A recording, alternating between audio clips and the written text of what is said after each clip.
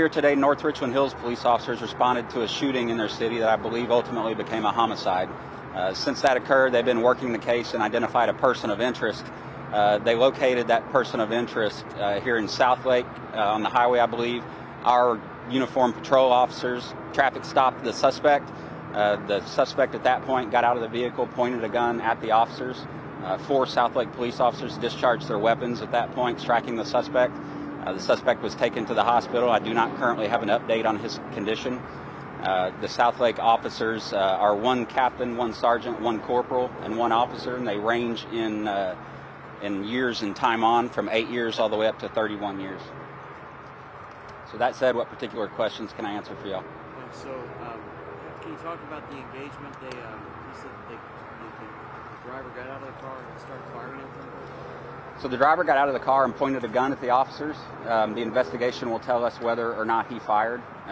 Keep in mind that at that moment they're in a crisis, and when the officers begin to discharge their weapon, all those gunshots sound the same.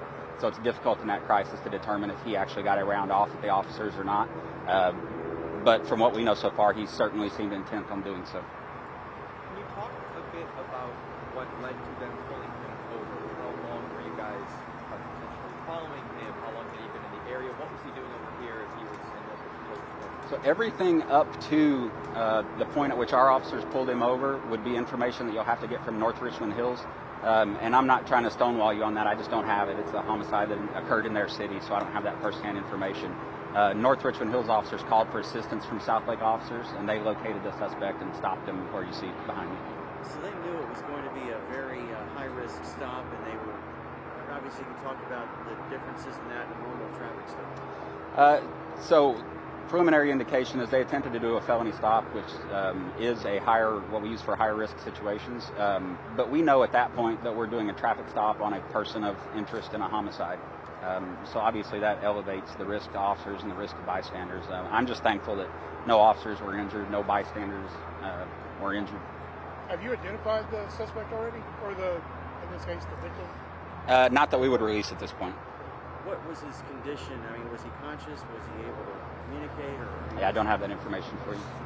I know I kind of asked this a minute ago, but can you, as far as your investigation goes, can you talk about how long he was on your radar, how long you were following him, just everything that led up to that confrontation? Well, keep in mind that all the information is very preliminary at this point, and this is literally just probably an hour-old scene.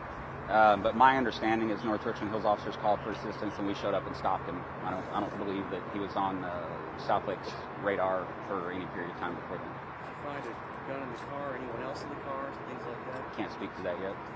Have y'all already put them on administrative leave and done y'all's investigation with Fleet? And I know the Texas Rangers are reported to already be on the way, if not they are here already. Yeah, the Texas Rangers will come and do the criminal investigation. The officers will be placed on administrative leave, as is normal course. You all see that with all officer-involved shootings. Does not believe that I believe they did anything wrong or did not follow policy. It's just part of our procedures. Rangers will come and investigate. They will handle the criminal investigation after that. We'll conduct an internal investigation to make sure that all of our policies and laws were followed as well. So the suspect came at the officers in a threatening way, or how would you describe that? He got out of the car and directly pointed his gun at uniformed police officers. But to be clear, you said there was not a gun recovered in the car, but you did recover the gun that he...